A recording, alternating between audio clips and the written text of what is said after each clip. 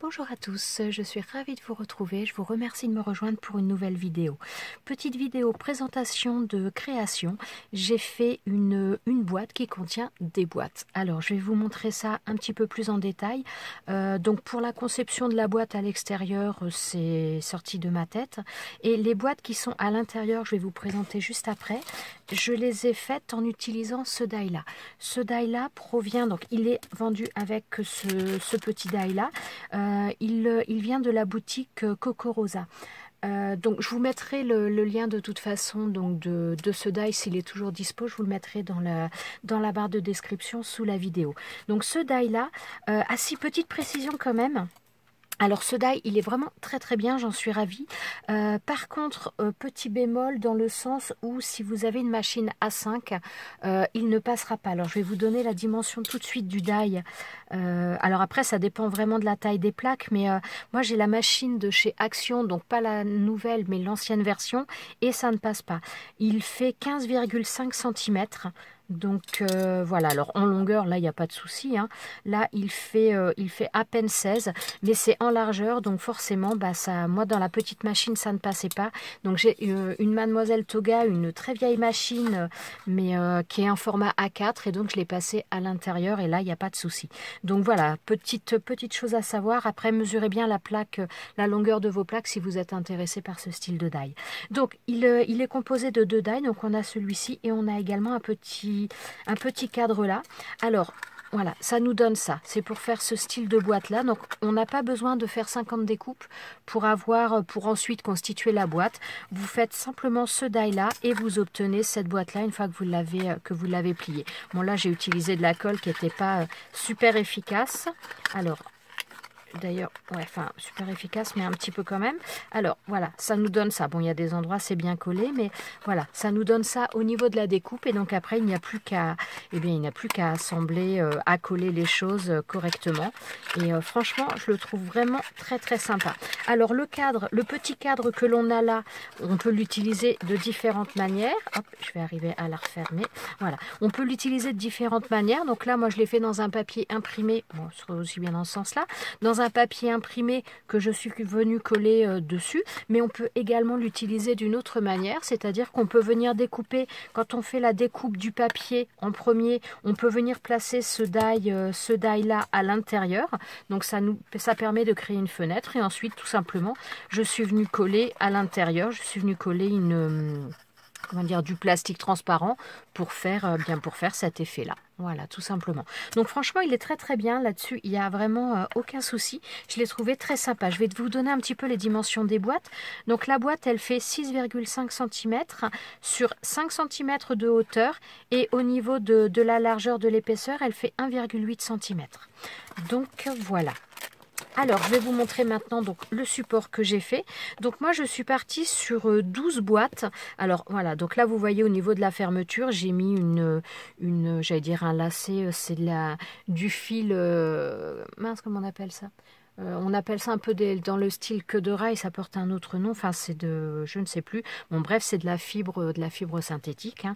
Et donc voilà, donc moi j'ai fait 3 perforations avec ma crocodile et j'ai fait un laçage, donc après on le ferme comme on veut au niveau du laçage.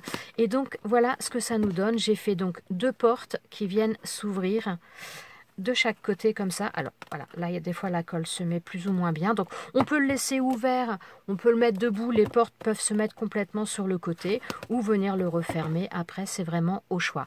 Donc au niveau du papier pour faire cette cette structure de boîte, j'ai pris des feuilles comme ça. Donc ça, c'était des feuilles que j'ai depuis un bon moment maintenant. Ce sont des très grandes feuilles qui font 70 cm sur 50 cm, je crois.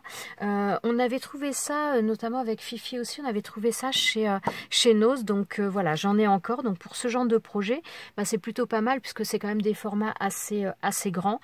Donc c'est quand même bien pratique. Alors, bah, je vais peut-être commencer par vous montrer les boîtes. Donc voilà, j'ai fait les boîtes. Donc là, je les ai fait vraiment toutes simples. J'ai pas fait de... Comment dire? Je pensais... au niveau de... je pensais rajouter... J'ai un peu de mal à m'expliquer. Il commence à être tard, je suis un peu fatiguée. Donc au niveau des boîtes, j'ai pas fait de système pour les sortir. Au départ, je pensais venir mettre un ruban ou à l'intérieur ou en dessous. Mais voilà, comme c'est pas pour moi, c'est pour offrir. Je me suis dit que j'allais laisser le choix à la personne parce que je ne sais pas ce qu'elle va vouloir y mettre dedans. Donc moi, pour l'instant, il n'y a rien, mais je vais la remplir de petites choses pour l'offrir. Mais voilà, après, je ne sais pas ce qu'elle décidera d'y ranger à l'intérieur. Donc je n'ai rien mis pour qu'elle puisse adapter les choses comme elle le souhaite, comme la manière qui lui plaira le plus. Au niveau des papiers que j'ai utilisés, tous les papiers proviennent d'un bloc, donc ça doit être un bloc de chez Action, c'est Magali qui m'avait offert ce bloc-là, et voilà, donc tous les papiers que j'ai utilisés proviennent de ce bloc-là. Quand je dis Magali, c'est Magali de la chaîne Les Mystères de Cassie.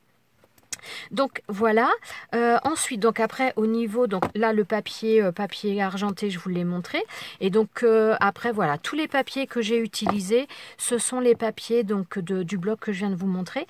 Par contre là j'ai des petites choses comme ça. Alors ça ce sont des petites choses rigides en plastique. Alors là vous n'avez pas la même couleur parce que il y a un plastique de protection. Ça c'est une amie qui me récupérait ça, qui me ramenait ça. C'était des choses qui partaient à la poubelle dans l'entreprise où elle travaillait, et donc c'est du plastique très rigide, donc qui est autocollant en plus derrière et qui colle vraiment très fort, et je trouve que c'est vraiment pratique pour faire ce genre de choses parce que ça permet vraiment de rigidifier. Alors j'en ai mis partout à l'extérieur, donc là le orange que vous voyez, donc c'est d'ailleurs ces mêmes cartonnette entre guillemets, mais c'est pas du tout de la cartonnette, et j'en ai mis également à l'intérieur. Alors hop, je vais vous montrer ça. Voilà, l'avantage, vous voulez enlever qu'un côté, vous fermez la porte et ça enlève, vous pouvez enlever sans problème. Donc là, j'en ai mis un autre, donc c'est le même style que ça, mais c'est du jaune. Et donc, j'ai tapissé tout le fond, ce qui permet d'avoir quelque chose de bien rigide. Et franchement, je trouve ça super sympa. Donc voilà, ça permet déjà de coller aussi, au lieu de mettre un papier à l'intérieur où des fois c'est pas toujours évident parce que la colle, des fois ça peut faire gondoler ou autre. Là comme c'est autocollant, en plus c'est vraiment rigide, ça permet de terminer les choses avec un renfort qui est quand même pas négligeable. Donc voilà, tous les papiers, enfin la couleur orange que vous voyez là, ici aussi, donc ces choses-là. Et donc ensuite j'ai utilisé le papier décor.